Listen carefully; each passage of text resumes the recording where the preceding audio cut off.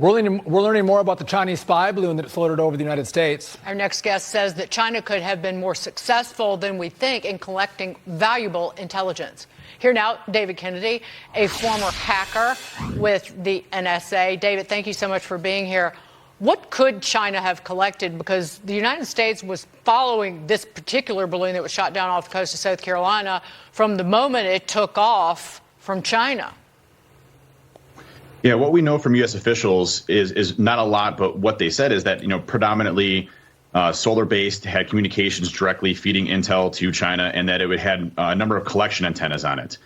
Coming from the signals intelligence arena, if you have antennas that are there, you can basically intercept signals that are happening here back in the United States at a different range than you could from satellite communications. Satellites have good imagery, things like that, but they can't collect the signals that are typically on the ground. And so when you look at that, the military, the Pentagon, what we look at from an offensive capability, warfighting capabilities perspective, those are often, high-speed systems that, utilize heavy encryption.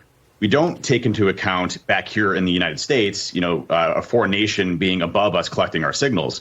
So our military often back here in the States has legacy systems, weaker encryption, unencrypted communications, all of those things that China can, grab real time. That's a major threat, a potential, security risk for us here back in the States, because now they know, troop movements, potentially, people that in personnel that work in those locations, tying that back to TikTok databases and what they do from a collection standpoint there. There's so many different alternatives, but at the end of the day, having signals that you couldn't get from space, being able to collect here is a major problem. So, David, knowing what you know, if you're advising the president, would have you told him to shoot this balloon down over Montana or before it even got to Alaska? Or would you say, no, let it fly over the U.S. and shoot it down over South Carolina? What advice would have you given?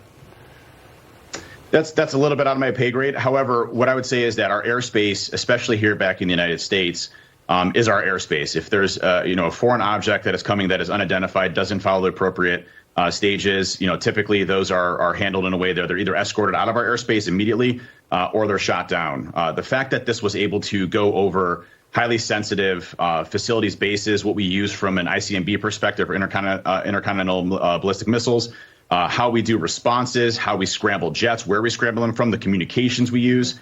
There's so much information that China was able to glean from this that it is very bad from a defensive standpoint of how we would respond to China versus how we respond to them. It really hurts our capabilities, and it's something that we really need to address. You, like so many people, have concerns about TikTok as Chinese spyware, but some Democrats don't seem to take the threat seriously. Watch this. Working families are facing the pinch. They're seeing high costs on gas, groceries. Good evening. No question about it. When you teach a wolf to meditate. Hello, I'm Congressman Adam Schiff with some troubling news. Hey everyone, just wanted to give you guys a quick update. I want to live in a state where those in power are trying to bring us together. And then Senator Marco Rubio had this to say. The issue is the data. Number one, it's the data. They are collecting data on, and so are other social media companies.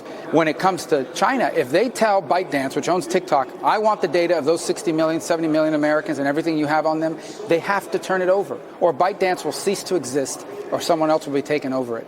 The other is the ability to further narratives. They can use TikTok to drive video and promote messages that in a time of conflict convince Americans that America shouldn't defend Taiwan, that America's wrong about Taiwan, and on the other hand, suppress messages that say the contrary. David, the TikTok has been banned on government devices at the federal level, something that was signed by Joe Biden. And you still have a lot of members of his own party who won't get off of it for whatever reason, and because they need the young voters. What is the danger of it? Yeah, I agree with all the points that were spoken around the collection aspects. We live in a society where China is the largest surveillance state that we've ever seen in the history of civilization around its own people, as well as what it collects around the world.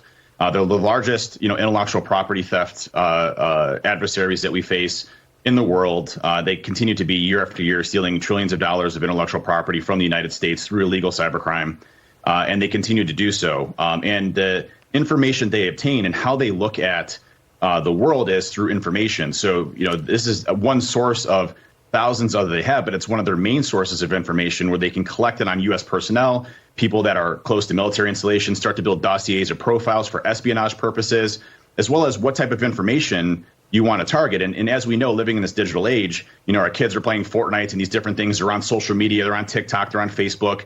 What we communicate to our kids and who is actually presenting that information is extremely important, because that's their view of the world, because they're living through that screen. They're not living through reality.